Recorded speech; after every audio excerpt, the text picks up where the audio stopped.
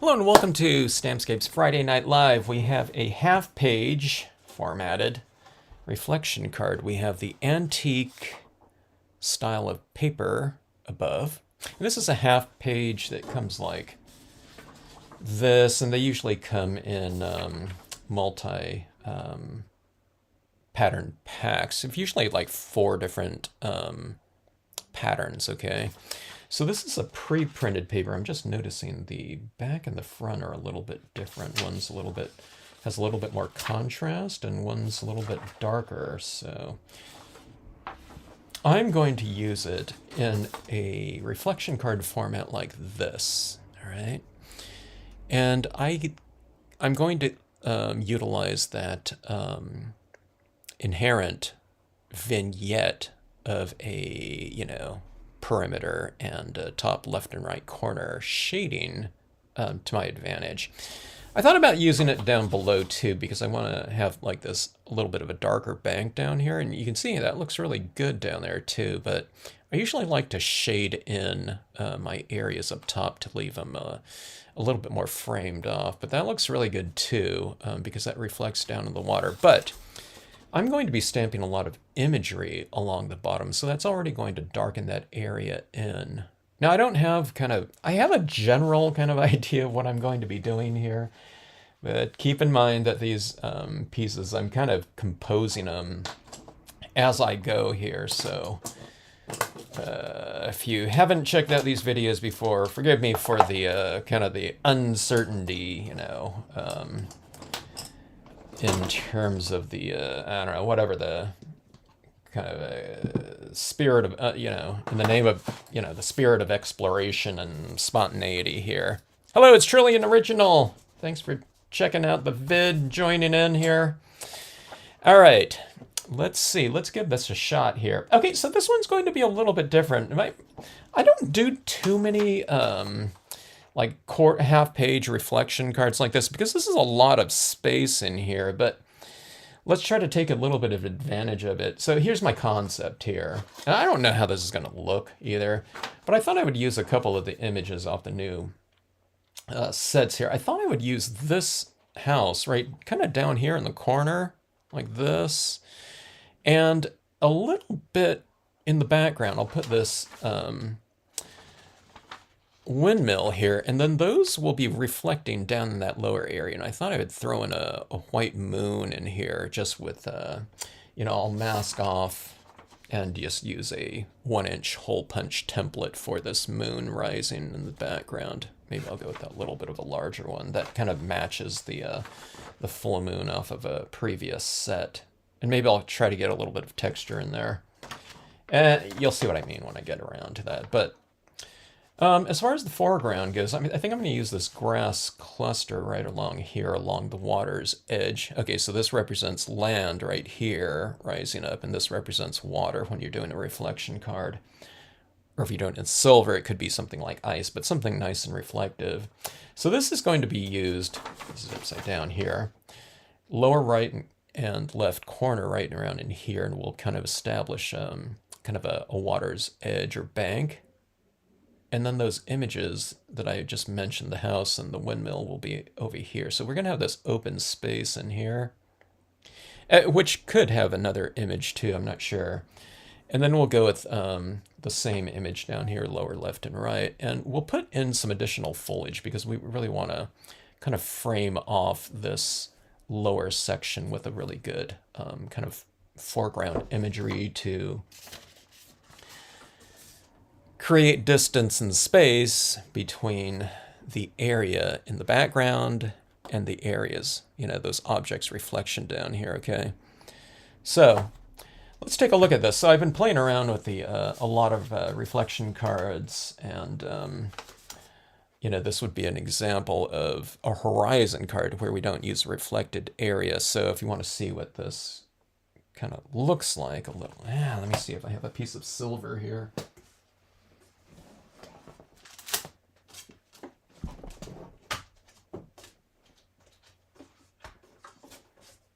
I just had a bunch of it somewhere, but this would be kind of the reflection type of aspect of it right here if we use this in a reflection card format.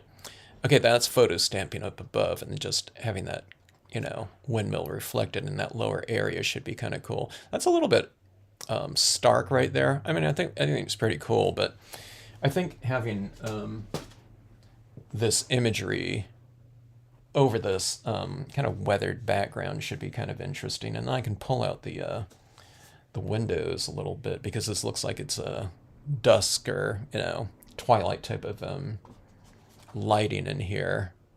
I think I can add in some highlights into my windows there, and it'll look like it's interior lit type of thing. It's a rough plan. It's like I have no idea on the things that are going to develop. So the biggest thing is I don't know what this water edge is going to look like. I'm going to have a large amount of space in here. I don't know if I need to put something in there. And then also, I don't know what it's going to look like and how far those reflections are going to go down. So that's where you do all the kind of the adjustments and things like that. And sometimes things look a little bit too bare on this big, large space here. So it's like, yeah, we need some other things in there. So, and it's like, I'm not really quite sure how I'm going to get to that. If it's just on a piece of paper, a flat piece of paper like that, it's really no big deal. But when it's going to be reflected down in this lower area, you kind of want to maximize. Oh, it's kind of the readability of the objects against that reflected area, stuff like that. The biggest thing is I don't like to over clutter these reflection cards too, which can happen. I used to do that. I'd start filling in some area up above, and there wasn't enough contrast in this upper area here, so that the reflections, which aren't completely mirrored, I mean, this is just a piece of gold cardstock. It's not like a physical mirror, that's super reflective in terms of, the absence of distortion, okay? So when I went too full up here, it's like everything down here kind of looked cluttered, and you couldn't really differentiate as much. So that's the type of thing that I don't know, start thinking about when doing these pieces. If I remember, sometimes I don't do a reflection card for a while. It's like I kind of forgot about that part of it. So it's like, oh yeah, don't do this, or you know what I mean, or minimize something that I'd be doing just on, single card scenes, or, something like that. Because it's almost like you're working 3D here, At least that's the way that's the illusion that we're going after. Okay, so let's give this a little bit of water's edge. I'm using the hybrid black ink on this pre-printed paper. I always mention this when I'm using this. You can use other types of inks, but some inks on this type of printer's ink that's on here, to give it those, the different tones and patterns and colors. Sometimes some inks, like a dye-based ink, are a little bit too thin for that to really stand out and give you a really good dark impression. So play around with your different inks and see which one you have works best for you. A lot of us have like different types of inks. We have our, black pigment ink, VersaFine Clair, Stampin' Up! Or something like that, dye-based inks. There's your Stays-On pads, and I don't know. Those are the main ones. The water-based dyes, the oil-based pigment, the solvent inks, and if you have it, if you've been watching my channel, I use a lot of the Brilliance water-based pigment ink, which would be good too. And it's nice and thick. All right, so there's our kind of water's edge right there. Now we'll do the same treatment right around in here. Ideally, I'd have a little bit of a taller version of it down here, but we'll add in some additional foliage down here, hopefully, to create a certain amount of visual depth right in here. And right here, what I always mention on my reflection card videos is this little shard right here on the two edges, that little triangle like that, that goes up like that, where this doesn't reflect down outward like that because of perspective. I like to break that up a little bit with like additional imagery out here on the side, just to kind of break up this harsh, you know, line right there. So it's typically like tall pine trees on the edge. But if I'm putting that windmill in there, I'm not, you know, probably going to put pine trees. I'll put, you know, some other bush. Not that you can't, but they don't really have like pine trees in certain areas of the Netherlands. Not that it matters, you know what I mean? I mean, we could be stamping something out, and it could be represent, you know, whatever, Mars if we wanted it to. We don't have to be bound by convention, but these are some early experiments here. Okay, so let's go with the stays on the foil, okay? Stays on the foil, we'll stamp out on here. It'll dry and adhere with no problem, okay? So this is where I always mention this too, and I'll always keep mentioning this on videos because I don't know if this is the first time someone has watched a video of mine or something like that, but, you know, they might, and now I could have used the stays on up above too, okay? So if that will, you know, if someone's doing this for the first time, you know, and they get confused as to what, you know, has to be used where, just use the stays on, you know, everywhere if you want to. But don't use the, you know, like the hybrid down here and expect it to dry. It's not going to dry. Or it's not going to adhere, probably, on the foil, okay? But, you know, the stays-ons, like, I always tell people, it's like, you know, stamping with, like a Marvy ink pen or something like that. Ink on here, it will dry just fine. All right, so this new grass texture, I kind of use it from, you know, the midpoint on in the opposite corners like that, and that's why it's designed like that. But you can bring it over here more if you want to. So it's, I didn't do this in like two pieces, like a grass, you know, foreground, left and right. It's just one continuous part so that you can use it more in any elongated kind of format, or you can stack it too. I'm not going to do that on here because I just want this simple foreground like this. And this right here, see, I take it like this and I can kind of skew it a little bit like this, and I'll match up, I'll overlap with that first one, or first left side impression like that. And it just seamlessly runs over like that, okay? So remember, your Stampscape stamps are designed to be overlapped so that you don't have to do a lot of careful placement of imagery for most usage, okay?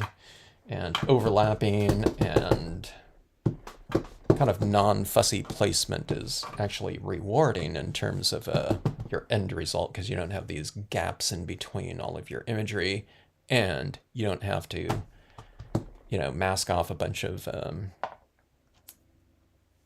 impressions, you know, with additional impressions over the top of it. All right, I was going to add this in here. Now let's go ahead and add it in here. I was going to say, I might check it out first, but I really like this. The two of these used in conjunction with one another. One of them is kind of a solid, like this one, and the other one is an open form grass.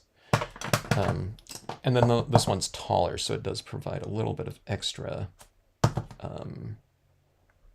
texturing right there. Oh, I just moved that impression a little bit. It's not any big deal because I didn't move it too much, but when you're stamping on this foil, it's almost like stamping on glass where your ink is not absorbing into the surface like whatsoever. So if you have like a lot of juicy ink on here, when you stamp it down, it's easy to kind of have it move a little bit because it's slippery, you know?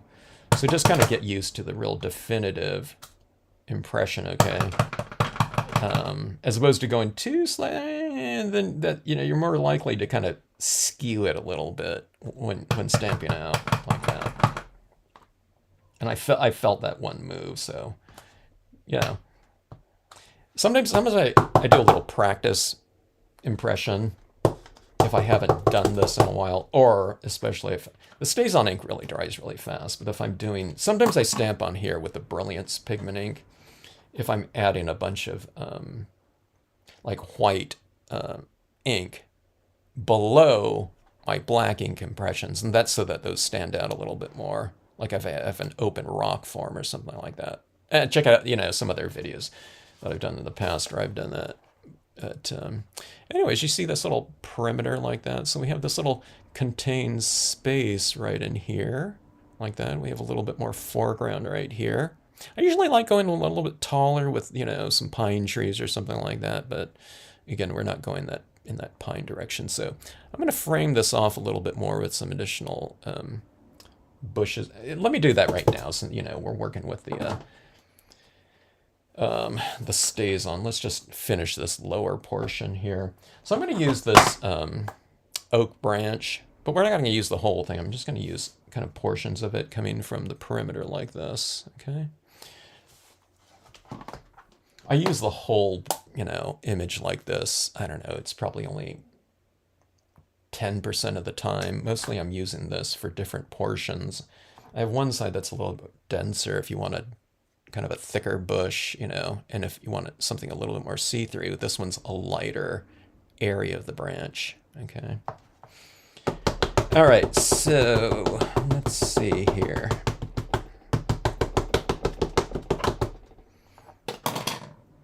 Let's go like this right here, and what this is doing is it's providing some framing for our composition.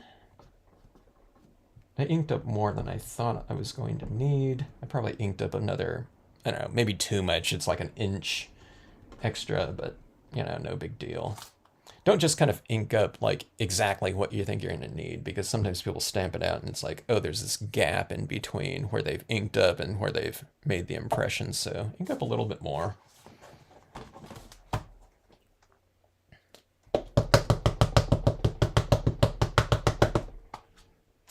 All right, and we'll go off on the side. I'll kind of skew this a little bit higher, so I'll get more of this maybe on here. And just, to make it a little bit different from the other side here.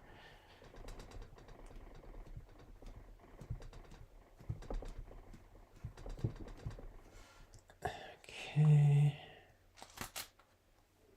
Now, I don't know if I'm completely done with this. I was thinking about putting this, I don't know, some kind of object in here. I have the canal boat and this horse with reflection that might look kind of interesting in this lower area. But we'll see how the reflections are looking in here. And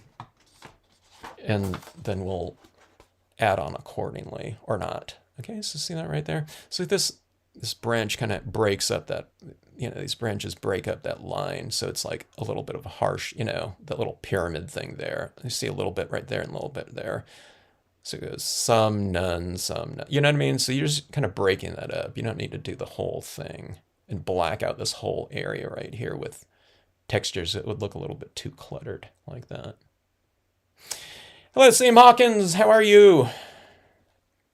Hello, Patty. All right, let's see here.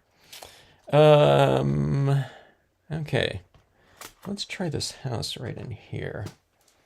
Let me get my bearings. I've only used this, like some of these designs, like once to get the impression tests on here. I just thought of something. Which might have been cool, but it's too late. Well, if you ever want to remove, some things on this type of gold foil that you've stamped and Stays On, you can take just some alcohol, like rubbing alcohol, and put it on that, and then use that as an eraser. But I have this little dock that would have been cool right here, this little pier. And then I have this kind of lady and dog here. They would have been cool kind of sitting down below, looking across the water at the moon. which I think I'm going to add in here. I'm not exactly sure.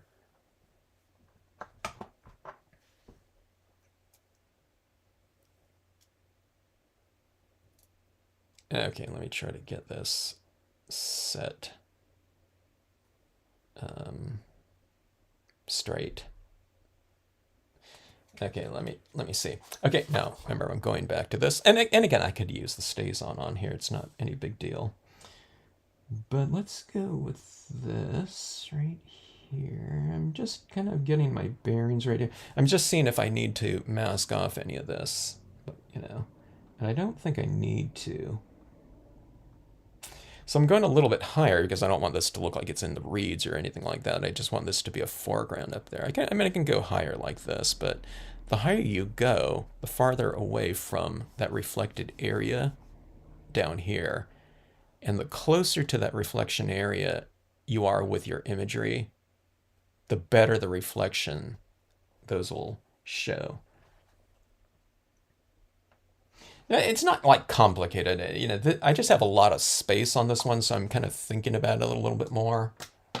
And also, it's like the first time I've used some of these designs here, like literally, not just in a reflection card, but like in any scene. Oops, I just went with the stays on. Let me see here. Okay, I'm just getting my bearings here, you know, as far as like how large that house is. Okay, so that's the stays on here. Let me just use the hybrid ink here. I'll put the stays on over on the side. See, I get confused. Well, I didn't get confused. I just grabbed the wrong thing there. Okay, so let's see. Let's go about like so.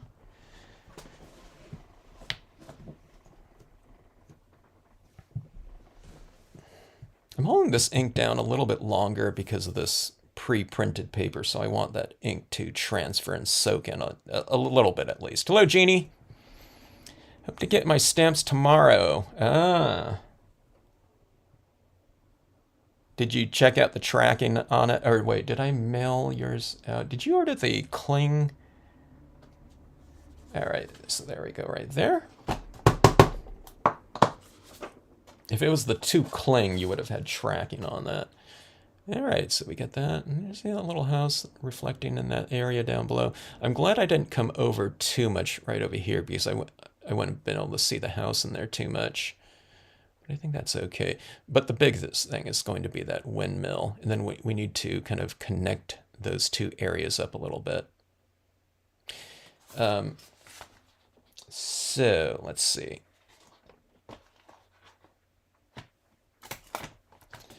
All right, let's go right here, and we'll go about right here. It has to be a little bit higher than, see the base of this house is like right here, so if we go across, it's like right here. So you just want to go, see the base of the this windmill is a little bit, you know, if I have it a little bit higher, then it'll represent something kind of more distant. You don't want to go down here. You want to go a little bit higher. So the things that represent something a little bit farther back in the distance, you just have it higher than the base. Their bases have to be higher, okay? You can have a pine tree right here that goes up here, but you know, it's going to look like it's in the foreground. So let's go about right here with this one, I think. And, you know, of course it's going to be like that, but... and if you go up, you know, 1/4 inch higher or lower, it's... or higher, it's not going to matter. If you go a 1/4 inch lower, it's going to be, you know, below the tree, house, foreground house. All right, let's see here.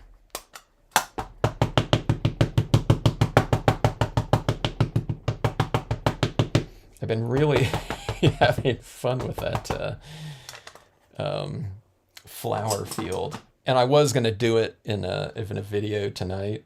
But it's like the last, I don't know, 3 videos over the last, whatever, 2 days have been with a flower field. So I thought, let's try this other composition out that I've been thinking about. I just wasn't thinking about doing this in a half-page scene, but I already had this folded card base and this gold I don't know. I set this up at some point in time. I probably put a bunch of these card bases together at some point in time. Not a bunch, but a couple. And this one already had the gold, so it's like I'm gonna just do that one. I don't have to glue that card base in and get another card. Okay, so we have that right there. Let's see if that's going to be reflecting down below. Okay. Yeah, I think that reflects down in that lower section pretty good. Now we have this big open area right here, so I treat this as a little bit different than, a lot of my scenes because, this is going to be the main scene, so I want this to be, variation in here with a lot of different imagery and things like that. But I like to keep these silhouettes nice and crisp, so I don't put things in the background too much on these, but it needs something, though. It's just too plain here, but we'll keep it minimal and easy. Let's see. Okay, here's my sedge. I just noticed this thing could have like a flower field in the background. This one right here would be like way too big, but you can just stamp it like from this point up, though. And it could be this field in the background like that. Yeah, but I don't want to do that on this reflection card here, though. All right. Let's see.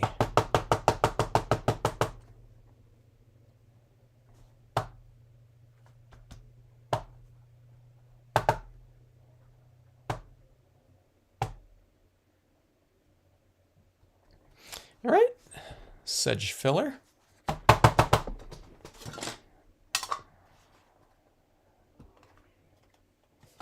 And let's get rid of this just straight, kind of boring, I guess it's kind of a horizon line.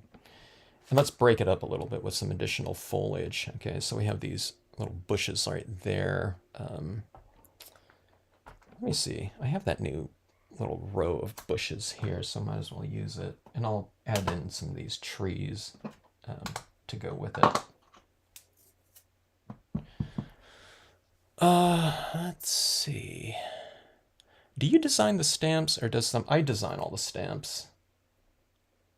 Except for this one grouping of old kind of 19th, 20th century engravings of, I forgot what nature set that is. It's 30? Yeah, I don't even remember offhand. Except for that one.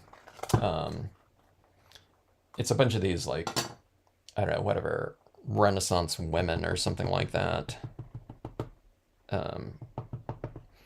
And those ones I didn't do, but I liked using those old engravings. A lot of people used to use them or have them in their line, but then it's like all those companies are gone, so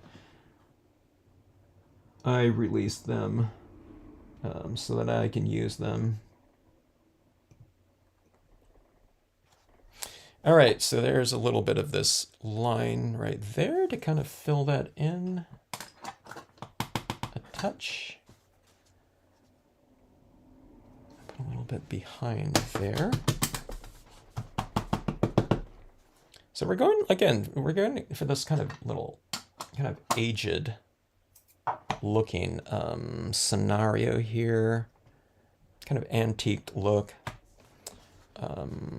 Let's see.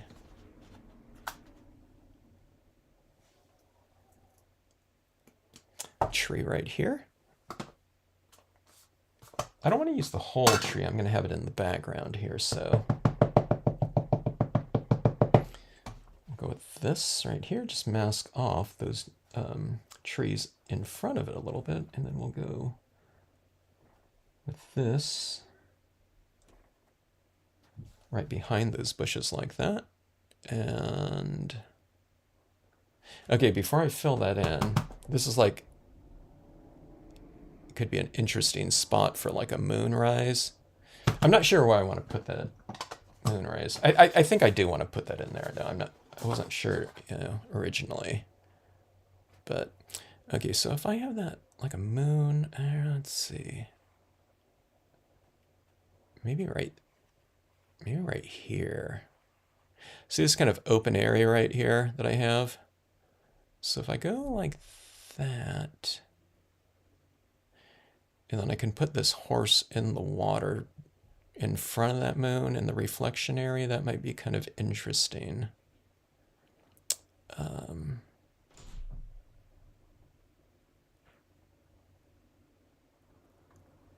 Options.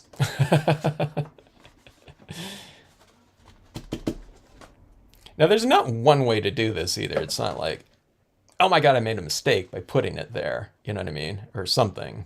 It's just like, okay, this will look a certain way. And then if I go a different way, it'll look a different way, a little bit different.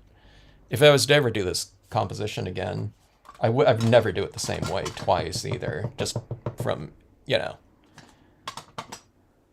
to break up, monotony.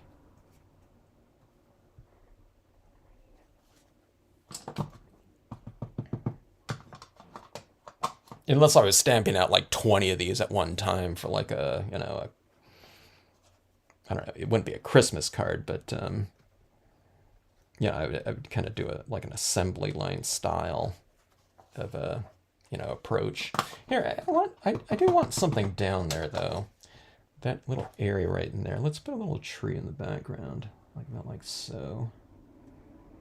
I'm just kind of using maybe the top half of it, maybe like that. Okay. Could even be like a bush. I wasn't thinking about it, but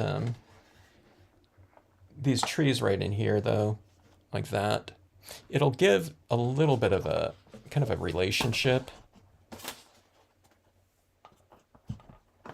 to this like branch here in the foreground, because those trees back there, that kind of texturing in there, it looks like it could be, this could be like the larger version of that same tree back there. So you put that in there like so. Okay. All right. So let's see here. Let's get our bearings right here. All right. All right. So this area right in here, I really like when the edge of the water gets a little bit darker, or a lot darker, because it looks like it slopes down. So you have this kind of area up here, transitioning in this area down here. I usually don't do it this way either. I usually have like whatever I'm going to be reflecting much lower down in this. This is like a full little like scene in here, but I wanted to play around with a lot of different images in here. Okay, so this is like a simple coloring whatever task here on this one.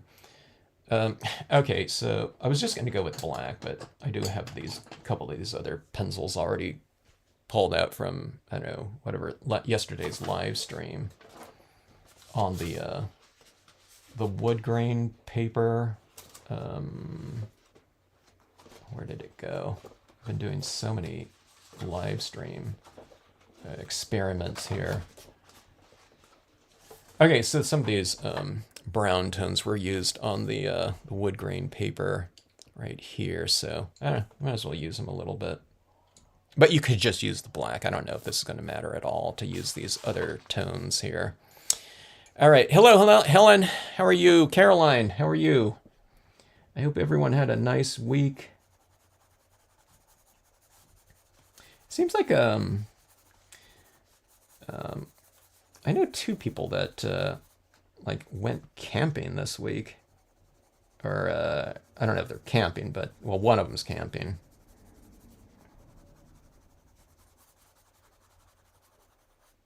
But it seemed like it was a week for travel with a lot of people, relatively speaking.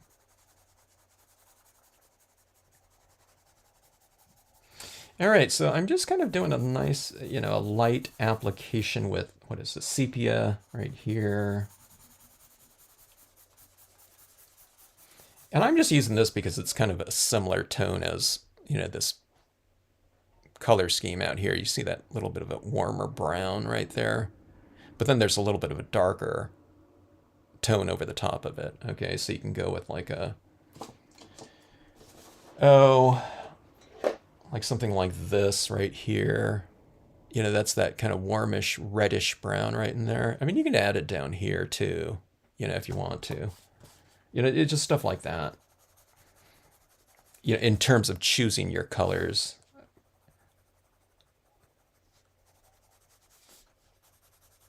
And it's really easy on, kind of a scenario, a coloring scenario like this, because this is supposed to look like kind of an older, like sepia print, something done in that spirit, an antiqued print scenario.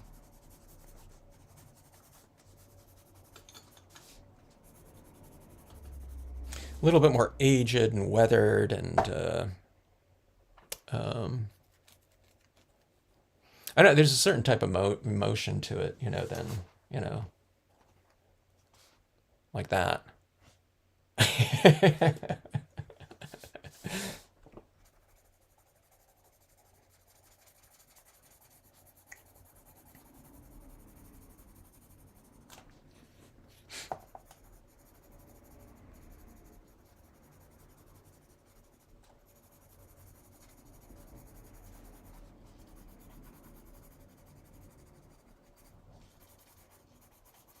So if you guys stamp out, some scenes or something like that,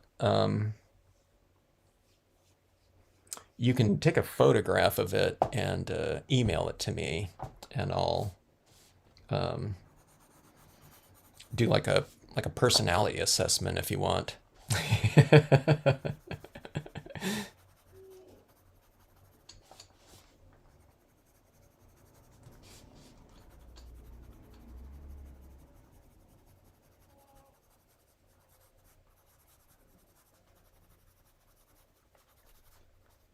All right, kind of getting a little bit more volumes in there, like that. We'll see if that kind of reads down in that lower section, in terms of the reflection a little bit. All right.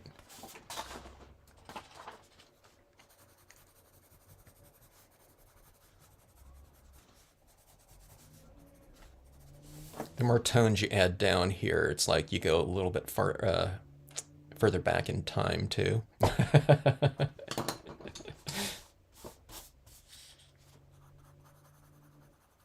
It's a time travel piece.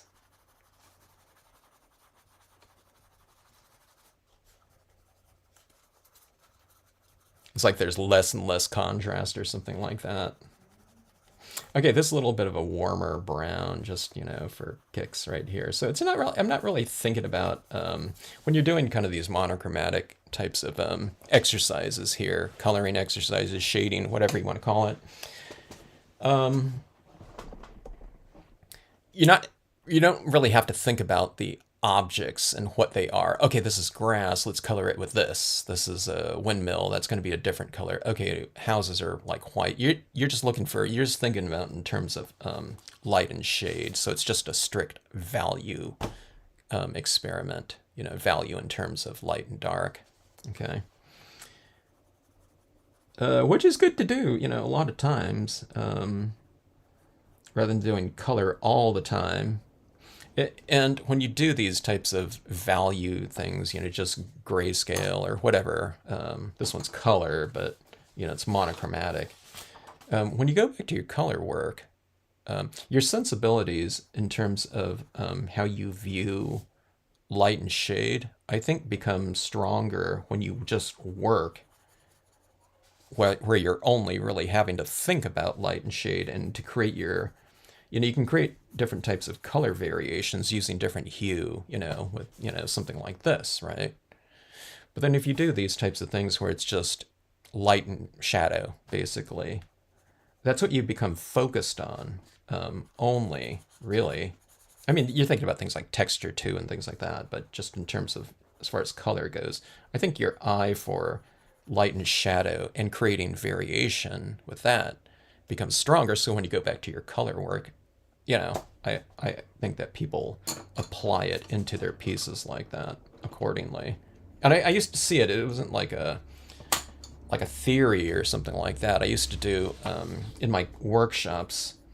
My first class was just, it was, how to put scenes together. But as far as doing a complete scene, I had them doing learning color and value and adding different shades of different color schemes into the mix. So they do light, dark, light, medium, and dark. And then oftentimes, just about when I was traveling around, a lot of times, if I go to some store, it might be the first and last time I'll ever be there. So a lot of times most of the time, people took the beginning class, but then they also take the second class. And then the second class, being that they knew how to blend everything to create color transitions, going from light to dark, throughout their pieces. We were doing this all with dye-based inks.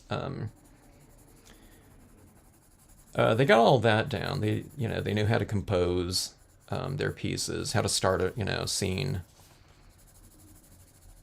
But my first project was just doing a monochromatic, and they just use black ink to create all of their grayscale and things like that. And just kind of making some grayscale color statement. And that was a really fun assignment. A lot of people loved that. Sometimes people liked it better than their color work. And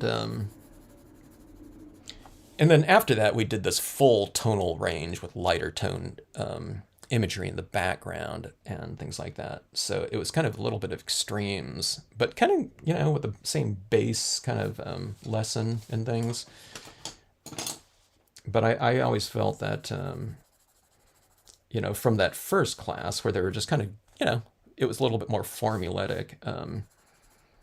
Okay, just color in with a light tone, then go with the medium tone and dark tone. Okay, so then we do the dark tone kind of, exercise. And then when we went back now and we were doing the color range again, I just felt that people's kind of notion of value became a lot more acute. And they were using the colors with more strategy. Or the different values with more strategy. All right, so there is that. I don't know if that's dark enough. Maybe we'll go a little bit darker in a little more contrast, maybe, in some of the darkest of areas. Let's take a look and see. Also, I just remembered something too. I need to add something else into the mix. But a little bit more variation like that. One of the things too with the reflection cards too, this reflective area reflects light back up into here. So you might make it this certain kind of darkness, but in this case, it's reflecting back like more light. So you can see this, like, it's a little bit warmer up here and a little bit more glowing like that.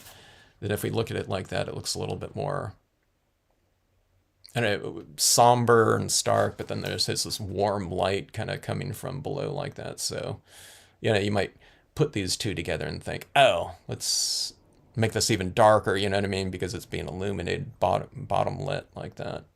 Okay, but here's one of the things I remembered just now. Okay, so there's a lot of colored pencil work in here. I'm going to add in some additional texturing with this little tiny rock star. This is a little bit boring in here to me.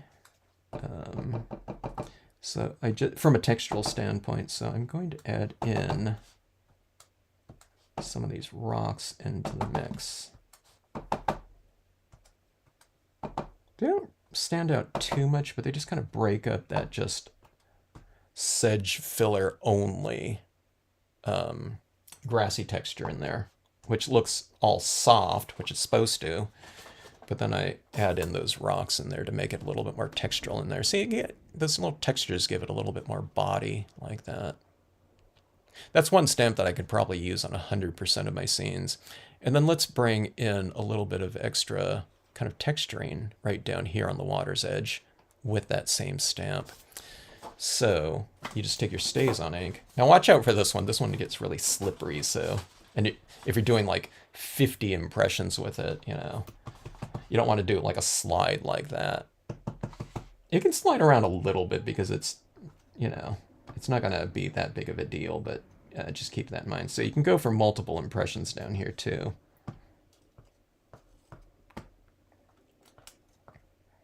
You can go for like lighter impressions because it just looks like, you know, some of those rocks are underwater, or just light is hitting it a little bit differently. I like to kind of group a few more impressions on the corner like that. And then I kind of transition it to less.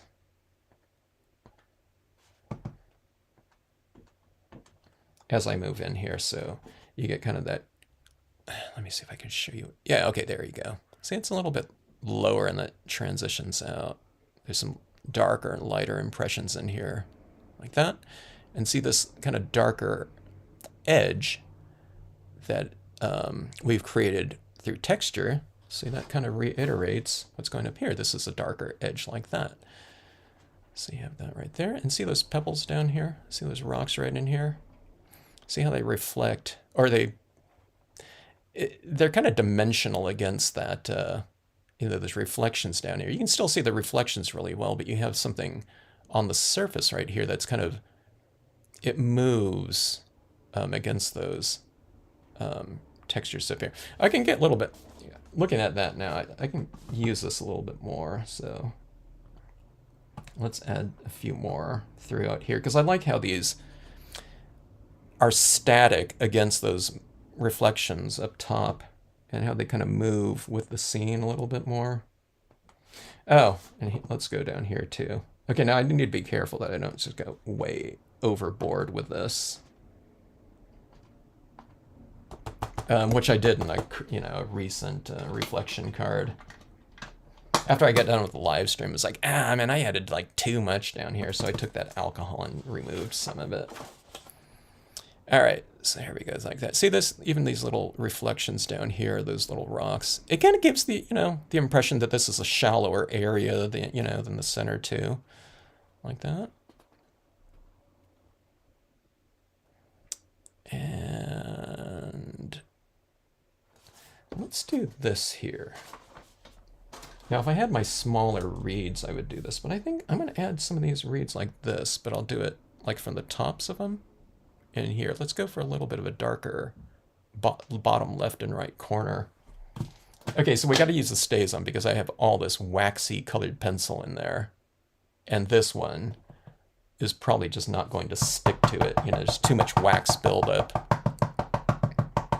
You feel a warm sunset there, huh? Yeah, it really warmed it up, huh, with that reflection. I really like that aspect of it. That reflected kind of bottom lit light on the pieces, because it kind of, you have something else kind of interacting with, you know, the card that changes it too. Normally when, you know, like a card like this, if I was just doing a card, we're just looking at it with lighting like that. But when you throw this component down below, it changes it too, especially as you open it up. It's like putting this, you can see the light right there, what's shining on this part right there. There it is right there. And this is on a black piece of paper. So you can see what that, you know, just how much that does. And, you know, black absorbs light. So you can tell just, you know, there's probably a lot of, you know, a decent amount of light that's hitting that.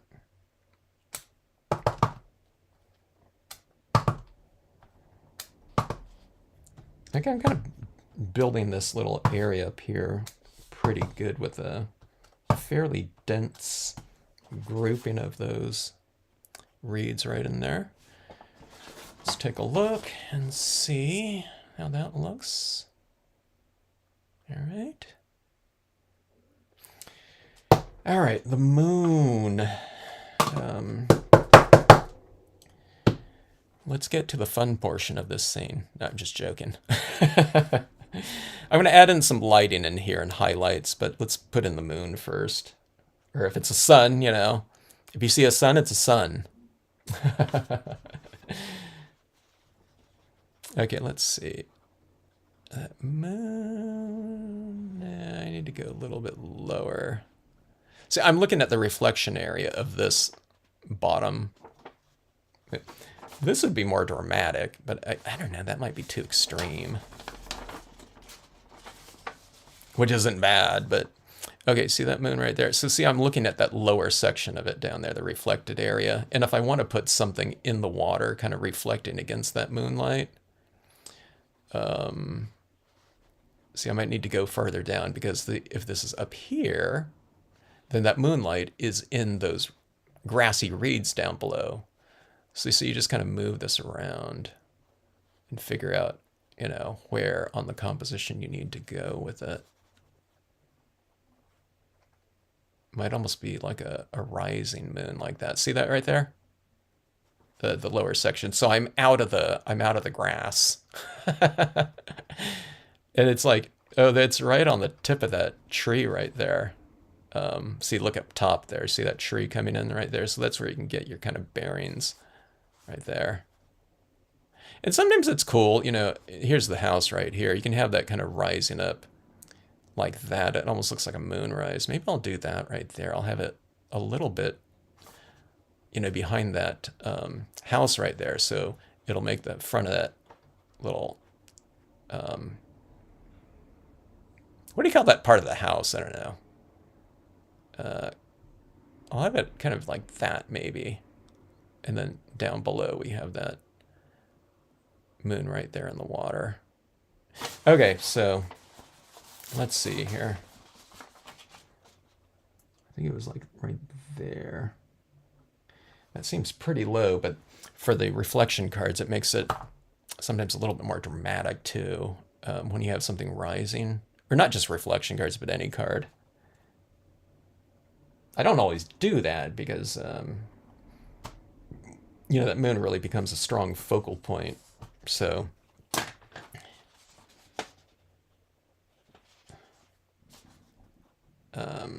so I don't always do that. Okay, I think this scene too is going to be perfect for doing some kind of quote up top. I'm going to have a lot of open sky area here.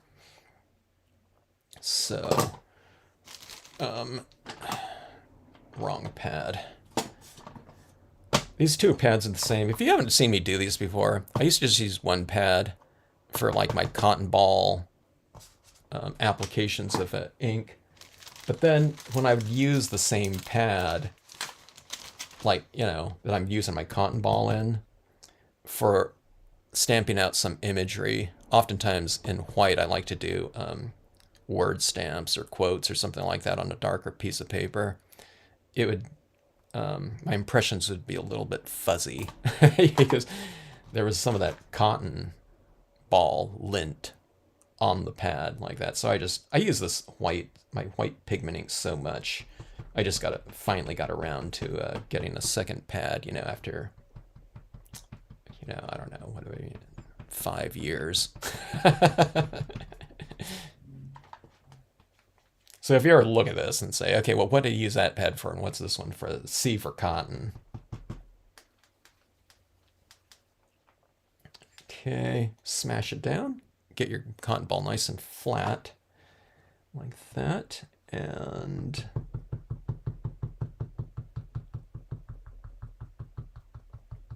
here's what I learned about doing like moons, or it could be a sun too. If you do a sun, though, one of the things I did was I added a little tinge of warmth onto it. It was a fairly recent scene. I think I was doing it with the cabins or something like that. I can't remember. Or it might have been with the mystic imagery. Something, I don't know, over the last couple weeks, I did a little bit of color on that. It was like a rising sun, I think it was. Okay, here's what I'm getting around to. One of the things, okay, the first, I don't know, whatever, 20 times I was doing this type of moon, cotton ball applied pigment ink moon, right? I'd fill this up uniformly, but I'm finding that, I found that, over time, it's like, I think it looks better if it's a little bit varied. So there's a little bit more ink up top and a little bit ink down below. Do you see that? So that when you look at it like that, see that transition down there? If this was like as, thickly applied down here as it was up there, I mean, it would look okay. Like I said, I was doing it for many times. And I think at some point in time, as I was applying this type of ink on here, I was probably checking it along the way, and it's like, oh, that looks a little bit better if it's a little bit transitioned on there. So it's, I don't know, it's a little bit more graceful in a piece, I think, to have that kind of variation in here. After all, we're varying like light and shadow in here too. There's darker areas and it goes a little bit lighter. Why not have it on the light source itself? Like that. And you get that moon like that. So that really added to it. But what that white there also is going to allow for is if we want to add in some highlights on certain things, then we're establishing that the light in here is kind of a white one, so I can use like a white pastel pen, pencil, gel pen, you know, acrylic paint pen highlights in here. And it makes sense where if I just add those in there without any kind of light source of a similar tone, sometimes it stands out a little bit kind of weird looking. But if we're saying, okay, like I said, this is the light in here. Now if I put some of that lighting kind of reflected in here, you know, it makes a little bit more visual sense, you know, to the eye. All right, let's see. Oh, this would have been okay if I had like a horse running around in here too. I think I had enough room in here. I don't know. I'm still not quite sure what I'll be adding in here. Okay, let me go a little bit darker in a couple of these areas right in here.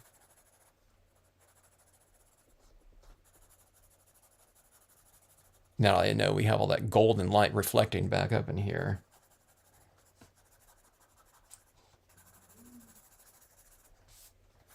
I want to kind of darken the transition zone into the water a little bit more like this, especially in the corners like that.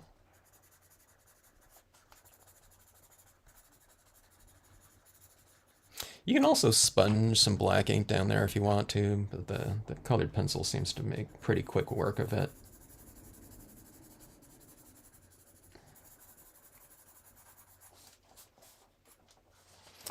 All right, let's see. You like that look there, truly an original with the, yeah, it's like a, what do you call it, like sepia print looking type of thing, you know, that we're going for here. Well, Candy's going camping, leaving on Monday for camping. And bringing my Stampscapes loaded case. That's a good idea there, Candy.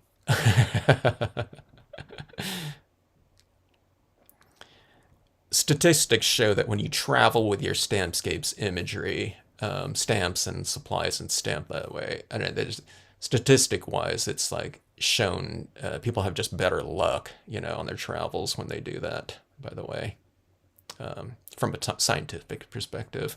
Okay, I'm looking right in here for, you know, some additional things that we might want in there. And I'm looking down here. I don't know if I want that horse in here because it would kind of obscure my moon. If I went with that gigantic moon, then yeah. But I think that looks pretty good like that down like there. See, this reed already kind of covers up that. You know, if I'm holding it like this, then I have a little bit more space in here. But I think that looks just fine as is. Okay, let's get to some highlights in here. Okay, now I have the moon in here too. Maybe I should... I was going to say, that's dark enough on that side of that. I'm seeing if I want any more contrast in here, now that the moon's in there. If you make certain things a little bit darker in your pieces, especially if they're kind of near the moon, or this, whatever light source, it could be a sun too, because it's the reflection of it down below is warm. It's golden, right? But see this right here, if you make these objects a little bit darker like this, say for example, this is like a, I don't know, like a 5% gray like this, you know, just right next to that lighter object, okay? By contrast, that seems a little bit lighter too, okay?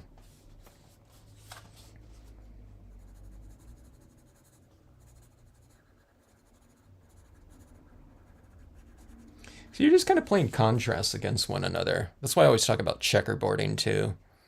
You notice there's areas of light that I retained in here, so it's going from left to right. It's dark, lighter, dark, lighter, dark, lighter, and then dark. There's little peekaboo things here when you're going up from top to bottom. As far as the places that I've colored or something like that, it's darker down here, lighter.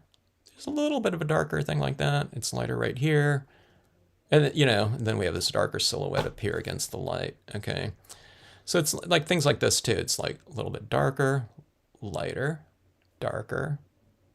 You know, lighter right here, but I'm kind of bisecting it a little bit like that. And then lighter right here, okay? So if you just do what we, you know, that's what one of my instructors used to call checkerboarding, like that.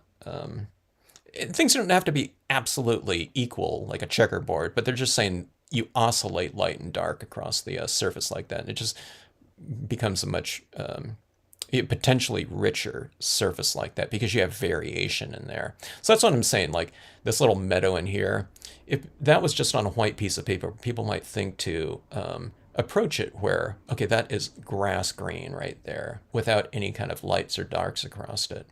But it'd be better if that was like grass green or something like that, but then we had some shadows within that grassy area like that. You can do that with a darker green, you know, pine green or whatever. You know, so if you have a little bit of variation in like all of your different objects and areas, again, it's just, it adds up to a little bit of a richer end result surface. All right. So let's go a little bit darker on this side. Here, I'll do this right here. I'll just kind of transition that edge a little bit darker over there. Like that. You don't have to do any of this here, but see, I'm just trying to make those kind of windows stand out a little bit more in terms of light. Okay, that was just a subtle little thing there, but let's take a look. Okay. And let's get into some highlights here. One of the pencils that I've found that I really like using is the white pastel pencil. It's a real chalky, you know, real soft, as you would imagine a dry pastel would be. Okay, this isn't like an oil pastel pencil, which might also work too. Is anyone on here that had the, Candy, was it you? Someone dropped their pencils or something. Who had those pastel pencils, or a pack of them, right? Or was it? And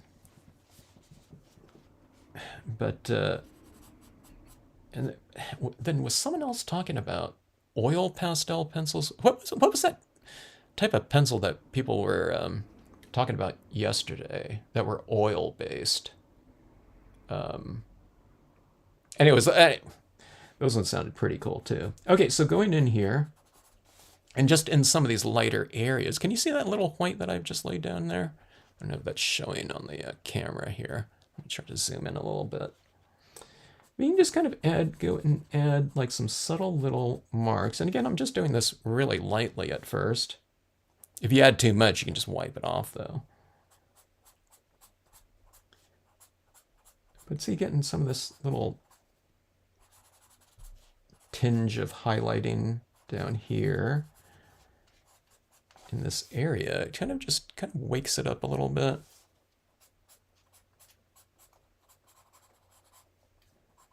It probably looks a little bit more aged without those highlights in there. Like you'd see an old photograph, you know, it's weathered and it's, you know,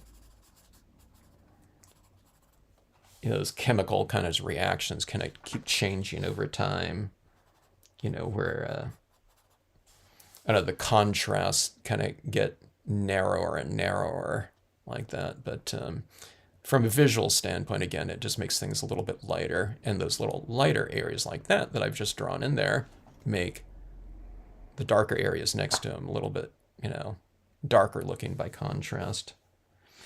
See this house right here with that little area that's light like that, you know? You can just add on some more lighting if you want to, or just kind of follow the lighting scheme that's already in the objects. That's a little bit too much light, so you just kind of wipe some of it off like that, so you get a little bit of a subtle kind of lighting on there.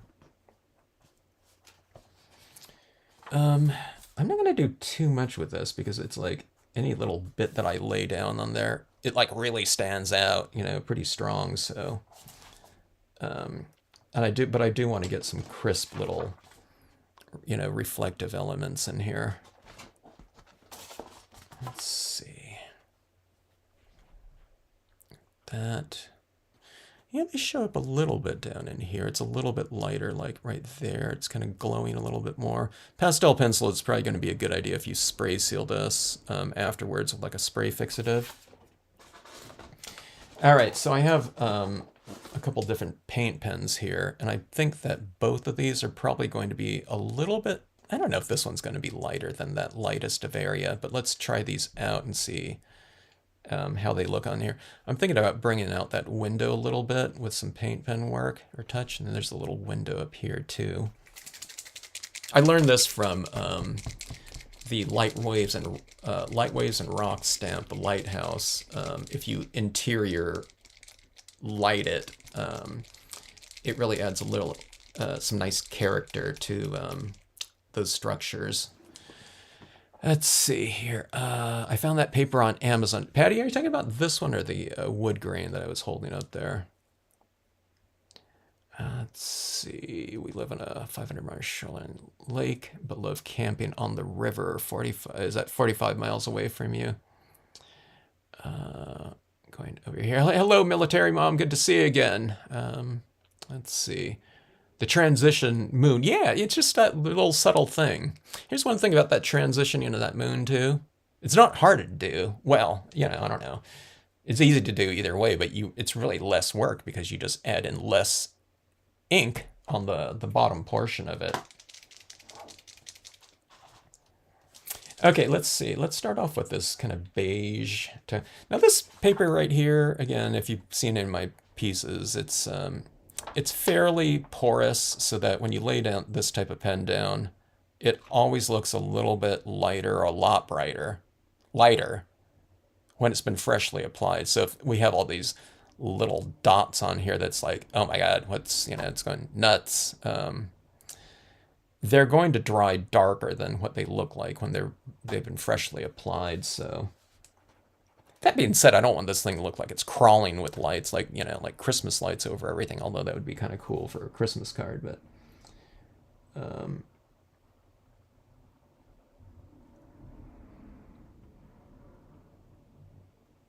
so I'm just going to apply it accordingly. All right, so see that right there? Yeah, I think that looks better right there. It just creates a little bit more contrast. I used to just use a white pen for everything. You know, these different colored pens, you know, they're fairly, you know, like relatively speaking, a little bit more recent of a optional medium out there.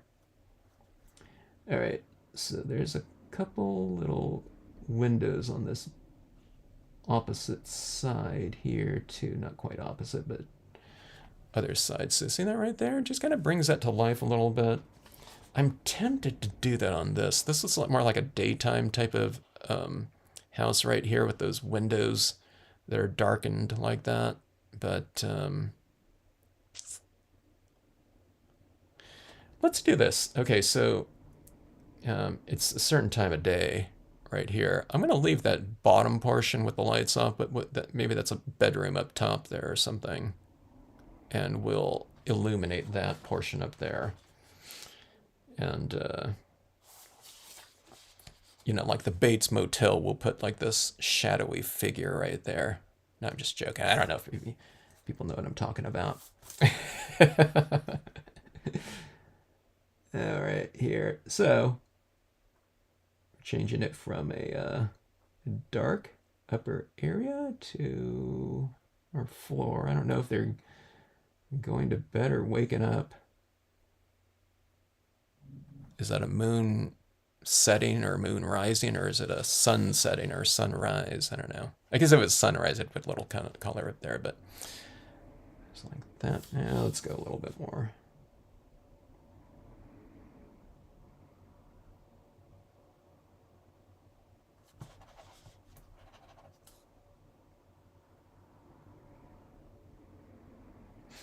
All right. I was thinking I almost clogged my pen there a little bit or something, or I was talking too much and it dried out on me.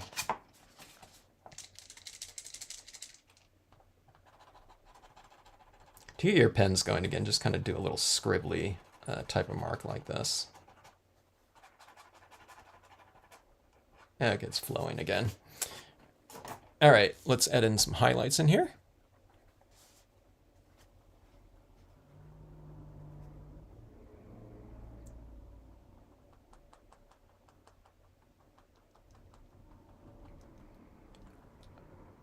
We do have two former Marines here. Where did they go to boot camp? Were they out at Pendleton? We're really close to Pendleton here in San Diego.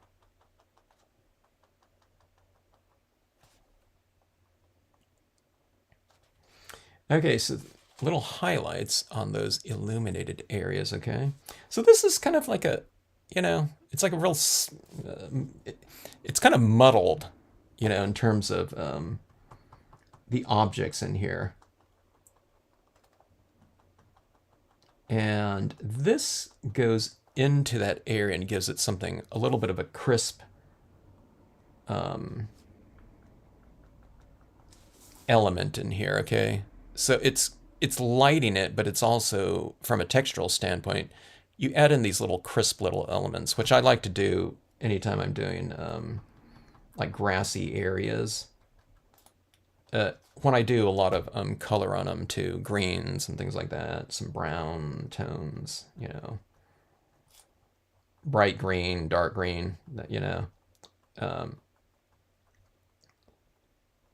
my areas get real muddy looking, muddled, I should say. It's rich with color, but it's not rich with texture, so you add in these little highlights like that, and it's like these little blades of grass sparkling or something like that.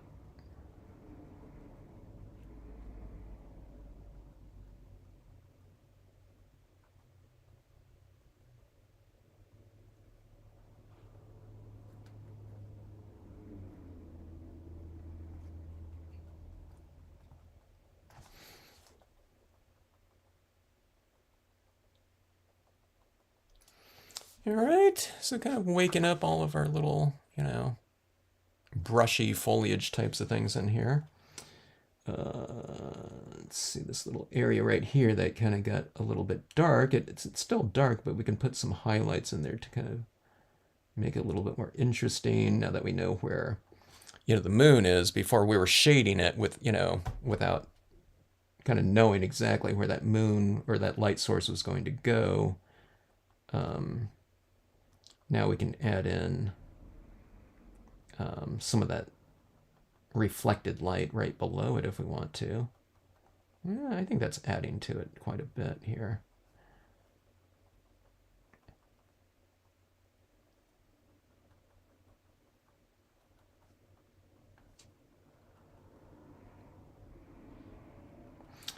All right, so I've kind of created this little bit of light right in here, especially with that light source right there, to come down this way. These are subtle types of things too, little dot, but let's see if it reads at all. I think it reads a little bit. You can see a little bit of that light in that reflected area. This area right here is light enough. I think I could put an object down here if I want to. I think I still might go for that horse. And I can put it like right in here. And I think these objects are reflecting down there, but I think it's light enough. See, that it's like, I don't know, like a 90% gray up here. It's black ink, but it doesn't stamp out like completely black up here. I don't know, I guess sometimes it does, like down here if that stays on, but see, by the time you look at that like that, that's like a 60% gray down here, so I could stamp a black object right next to it, and I think it's going to stand out in that lower section like that, so I don't know, that's an option. It's an option for us if we want to do that, I think. So it would be like this horse right here, drinking down here. I think I'm going to do that. This area in here too would be cool with like some kind of word stamp, but I think that horse in there might be kind of more interesting. Like maybe right from here over? Let me see something right here.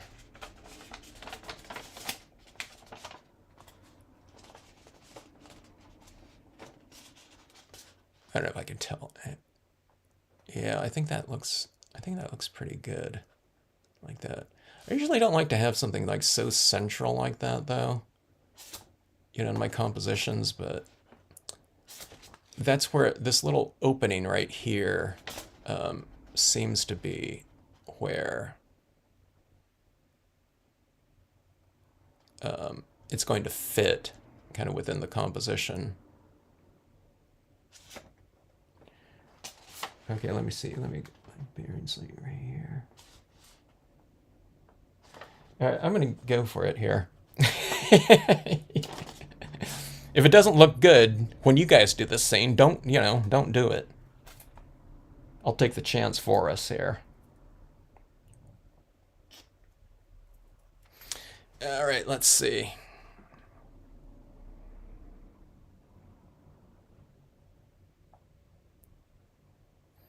Oh, it's truly an original.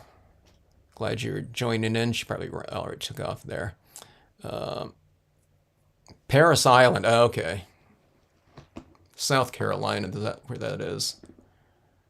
I've heard of it. I didn't know what state it was in. Okay, let's see. Fort Jackson, South Carolina.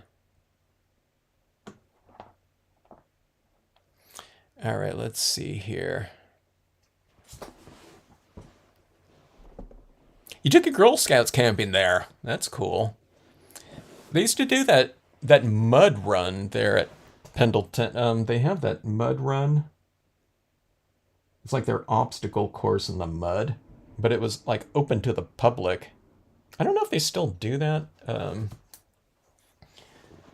but I thought about doing that at one time 20 years ago. I was doing a lot of stuff with this group called the Outdoors Club, and someone, I don't know, put that on the listing, and I thought, that might be kind of interesting.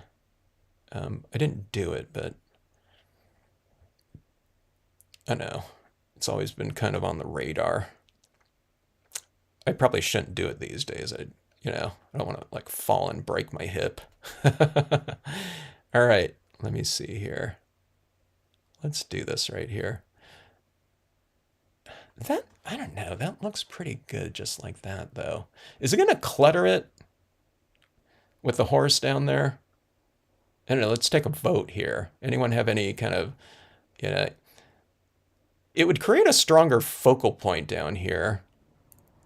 That's for sure.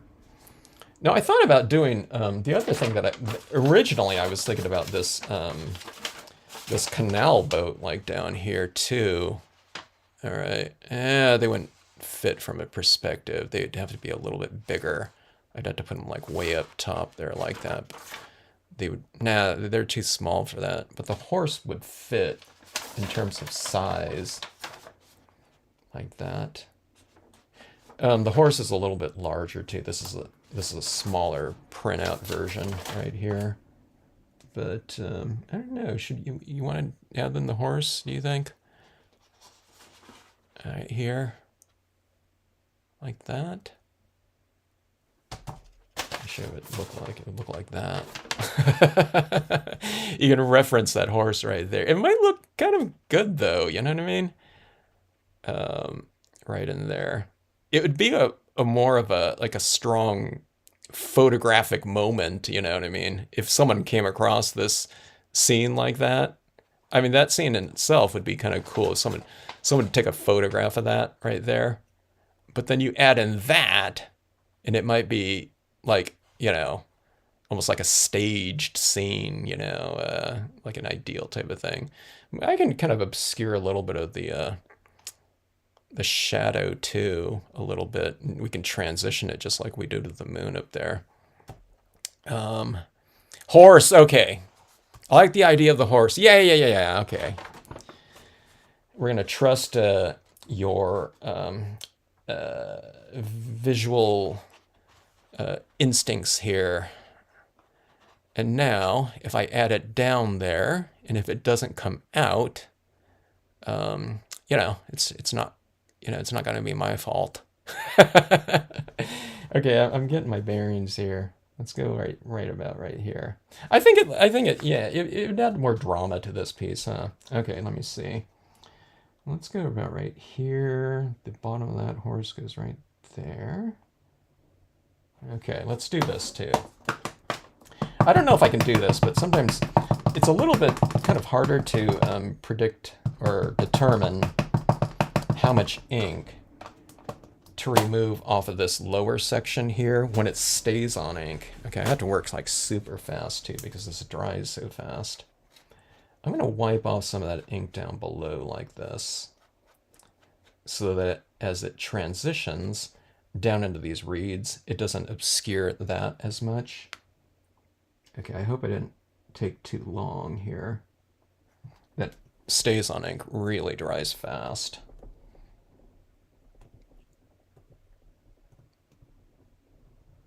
Sometimes this does this thing called, I don't know, I think in printing they call it fisheye too. This is such a solid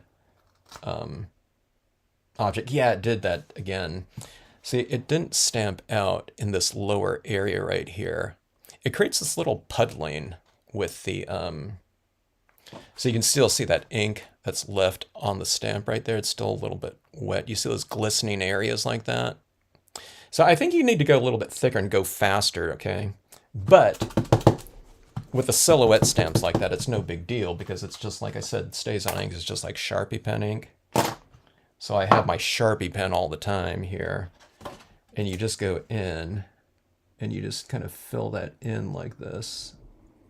And it really is a real similar ink to it, so I find that it blends in just fine.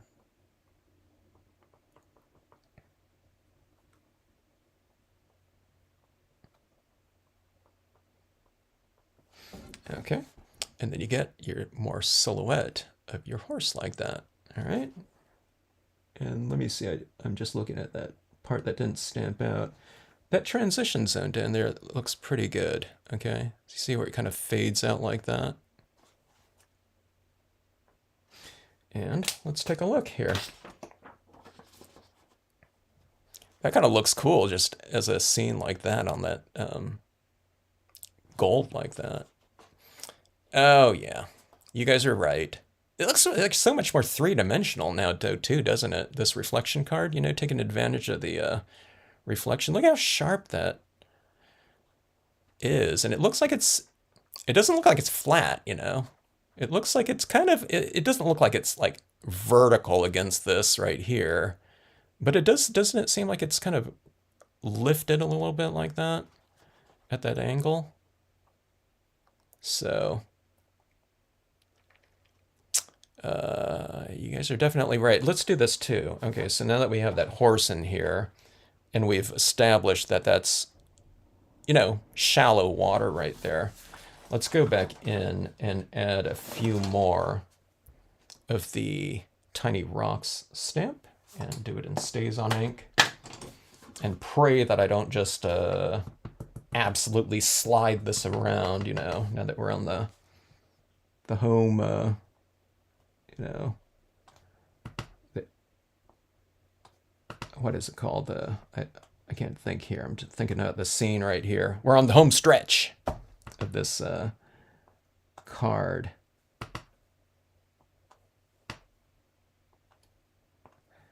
Adding a few more of these rock textures around. I added some of it down here and around there. So see, it looks like it's in the shallows a little bit more. Plus, we'll have more of that texturing against those reflections down below. So let's see, like that. That looks better, huh? So it kind of filled in a little bit more. This area here, just on its own, okay, I mean, it really needs something like up here, like I said, like a quote stamp or something like that would be really good. And I still might add that in, but I'm going to go through my different scenic sentiment stamps and decide what to put in here. But yeah. See, what were you guys worried about, you know? You didn't trust me with the horse idea? That horse, it's become all about the horse now, you know, I think, in here. I don't know. What do you guys think is the dominant? What's the dominant focal point to all of you? Like, okay, let's say here. Just clear your minds right here, okay? So we're opening this up like this. Okay. What did your eye go to first, do you think? Or were you just, you know, you knew the horse was on there already, so you're like looking at it, you know, when opening. I don't know. Was it, I have a feeling it was either the lightest thing right there. Did it go to that, or was it the windmill, or is it the horse down here that you think is the dominant, maybe the dominant initial focal point? For me, my visual landing point after I see this whole thing is definitely the horse down here. But I don't know. Yeah, that makes for a fun piece right there.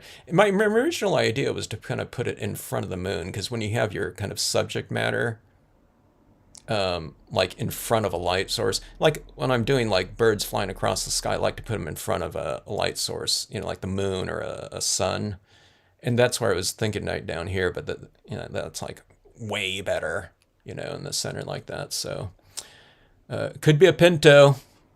You put the horse in the perfect spot too. Yeah, I'm so glad you guys get the award for composition. You got the compositional merit badge there. Doing that, and no one said sans horse, right? No horse. We would have had to dock you a 1 point on your for composition or drama, right? But there we go, like that. Like I said, I think this would be a cool spot for like a quote stamp up here. It seems like it would be the perfect balance. I don't know, but if I stamp it not in black, I can't stamp it in that super dark area. Otherwise, like the front of the word won't stand out. So maybe I'll figure that out.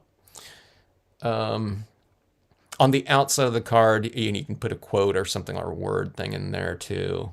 One of the things that's pretty cool too on this black cardstock here, I don't know if I did I think I did that. I already lost my oh, here, right. Oh, I didn't. I've been doing so many of these reflection cards. I know I just gave some of those away too, but okay, I don't know if I have it, but gold ink is a pretty cool color to stamp like word stamps on like black cardstock like that, because especially for this scenario right here, because we have the gold interior like this. So having some sort of link with the interior spread is kind of interesting to do it, you know, with another type of metallic like that. So, and if you ever stamp on that black on the outside and it's like, oh my God, I got skewed or crooked or something like that, you can always just, you know, do the word stamp again. This is what I do all the time, because sometimes I stamp up my word stamp. It's like skewed a little bit, you know. I just stamp it on another piece of paper, then I just frame it off and do one of those things with, you know, like a word stamp like this, you know, you can frame it off and put it on that, and then put that on the outside and just cover up, you know, the mistake stamping. One of those good things with word stamps. And two, and I don't want to do it on here, but you can do like word stamps in here in gold, and then those word stamps look like they're really floating on water. It's really pretty. It's a really interesting effect. If you haven't seen that, where I've stamped like word stamps in white, if it's like I don't know, I guess on gold or silver, I've stamped word stamps or quotes like in the water. It's like, especially like on the upper area like that, it really looks like those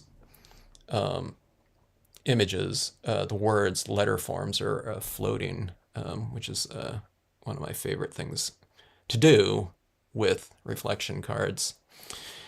All right, so anyways, let's see here. The horse is the focal point. Yeah. So we did all that work, and here that kind of one of those things, I didn't know if that horse will be added or not.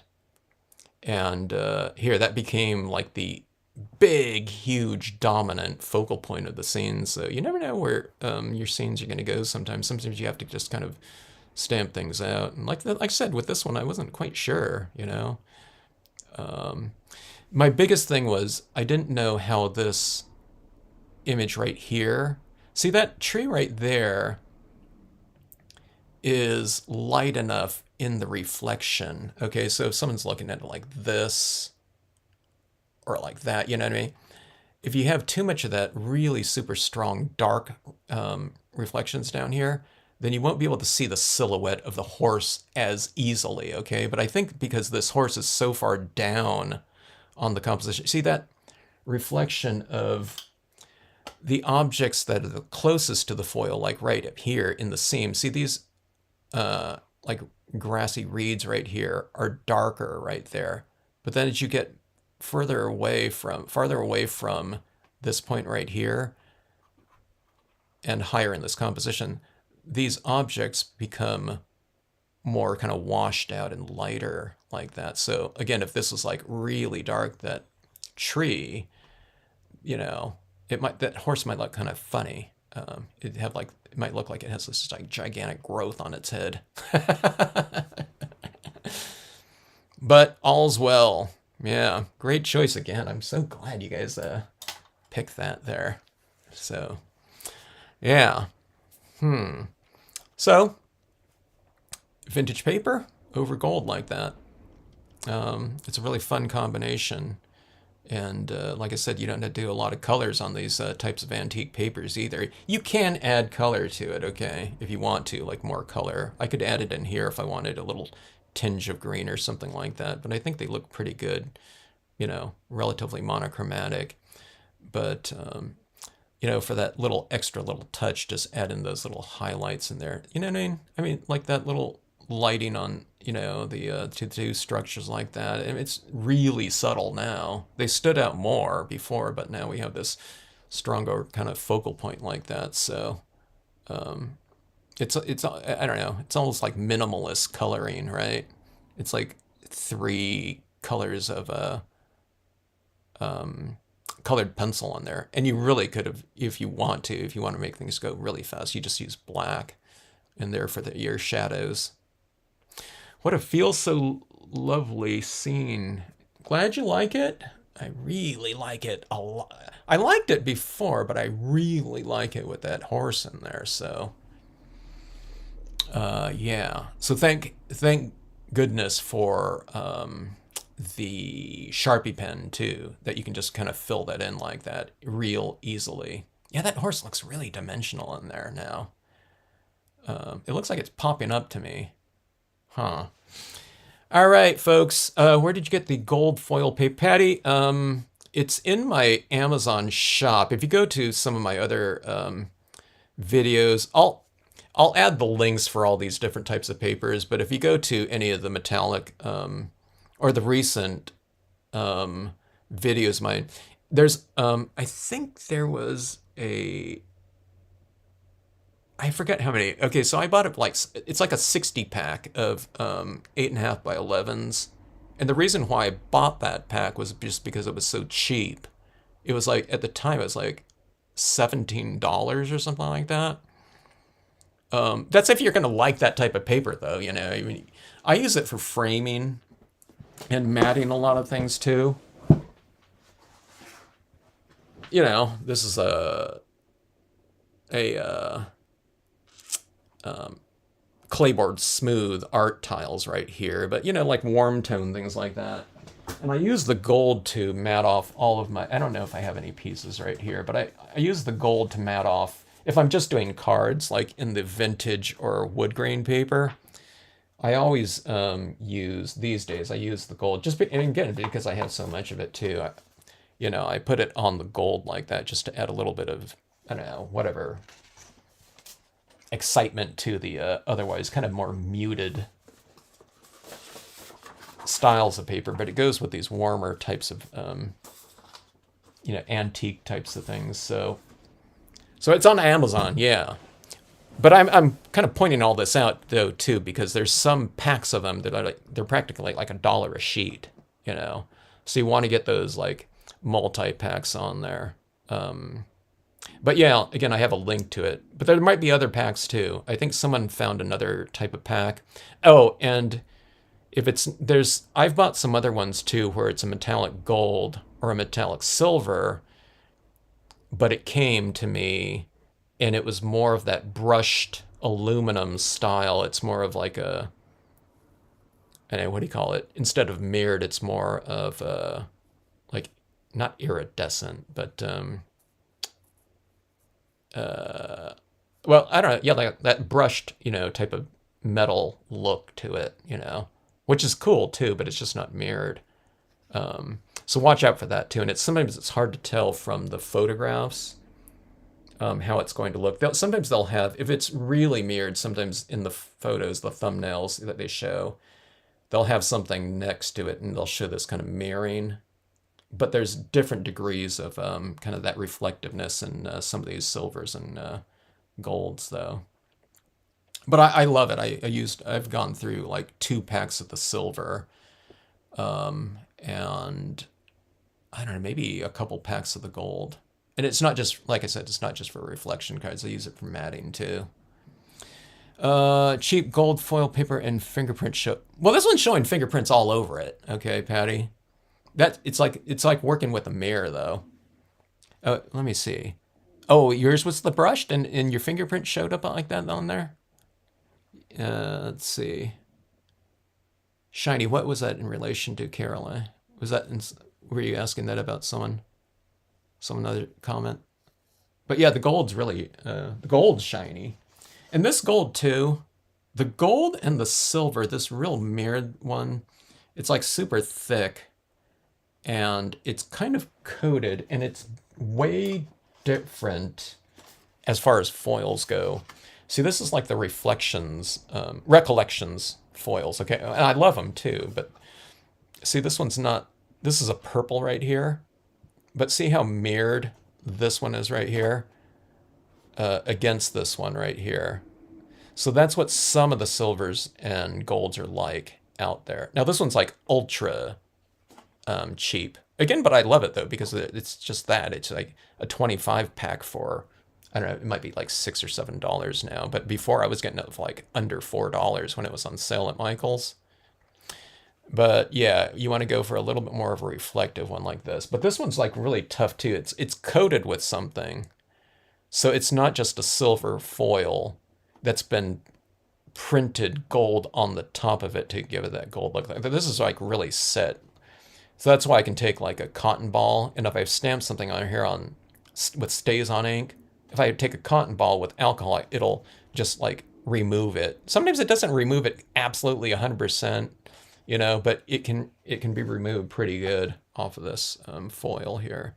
And if you haven't stamped on this type of thing before, like, or on glass or something like that, I don't know who's going to be doing that, but have a little scrap piece and do some test impressions with your imagery just to get the feel of it, because when I first started doing it, I was skewing my imagery a lot more. I think it's because when you're going against something like this, it's reflective, so it's hard, even that micro millimeter kind of thing. It's like you don't know when you're making contact as much as a white piece of paper, and then it's a juicy bunch of slippery ink on the bottom of your rubber too, so might skew it. Now, some of you are using positioners and stamping platforms where you might not even have to, worry about that.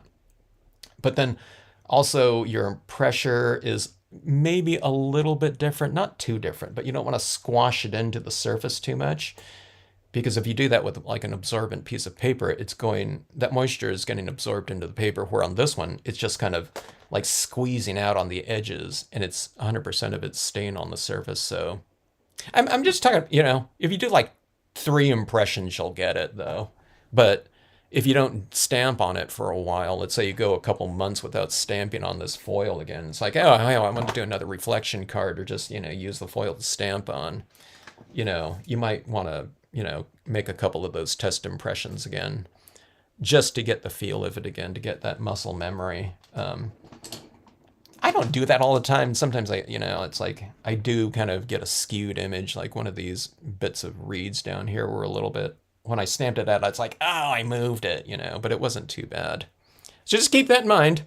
I say that because, again, when I see sometimes when someone tries some of these like unconventional surfaces out, in the groups, not in the live stream like this where you can see what I used and everything like that, and I'm kind of reiterating a bunch of these little things like that. But sometimes someone will stamp on, they'll get the gold, and the first thing they do is they stamp on it with like a dye-based ink, so it's like super slippery and nothing transfers onto the gold or the foil. And then that gets really discouraging for them. But if they just switch off to the StazOn, and then sometimes if they're just going on with StazOn, they'll make one impression with it, and their StazOn's like super juicy or something like that, and they slide, and it's like it like scares them off, and it's like, okay, I'm never doing that again. That's that's the impression I get sometimes from the comments. It's like, hey, I tried it, and it was like, I got a really skewed impression, so they don't want to do it again. But you do those test impressions, and like I said, you'll get that muscle memory going with it.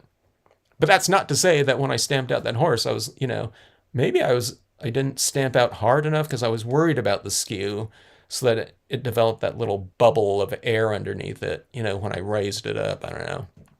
So maybe I should have practiced with that on, like a scrap piece first. I don't know. But like I said, the good thing about that is you just fill it in with some Sharpie pen. All right, so that's enough of that. People that watch these videos like, Kevin, you said that like 100 different times. That's what I used to do in my workshops all the time. It's like, okay, use more ink, use more ink, use more ink. Are your reflections cards the same size or different? They're all different, but I don't like to go... I've only done one full-size reflection card before. Most of the time they're like quarter page, and it's because of that aspect of it. If I go too tall with something, okay, on a reflection card, I get too much of this shardy edge like this, where this isn't reflecting down in here, okay? So if you go like a shorter one, then your area of reflection is kind of shallower, and you don't have to worry about these edges. I just worry about I think about those edges. It might not matter to some people, but I usually don't go too tall. This is about the tallest I'll go. This is like 5.5 right here, right up here, right? But you can go as long as you want to. And the one thing about reflection cards too is, as I was stating in the beginning of this video, see up here, you don't want to go too busy. Like if I went with background mountains or something like that, see, I wouldn't have had an open area, or these images down here won't show up because they have too much of a busy reflection down there. Which in some ways is to say that you keep your, main areas up here a little bit more simple, which means less work. But then it's all being reflected down below like that. Now I did another piece recently where there was a lot of, it was like the cabins, I think. And flowers. Okay, so here's a quarter page reflection card, and look at that. It's kind of a horizon reflection. We got one little piece of the silver down there. Now this is glow in the dark too, so... But look at this, it's two impressions up top. Just look at that top portion right there. And then that's on the printable vinyl, and that's, that moon that I stamped out separately like that. But look at that moon down there, reflected down there. And this area down here, it's really quite simple. Here we go again with the gold like that, quarter page card. And again, this is like glow in the dark powder down here in the waves. And here's that same antique paper that we used up top here in this lower sandy area like that. Okay, here's the blue holographic with the silver down below like that, right? And this one gets about, this one's probably the same size as this one. This one's a half page again, like that. Okay. And I did a couple other, I don't even know where they are here. They're somewhere around here. Oh, there they are.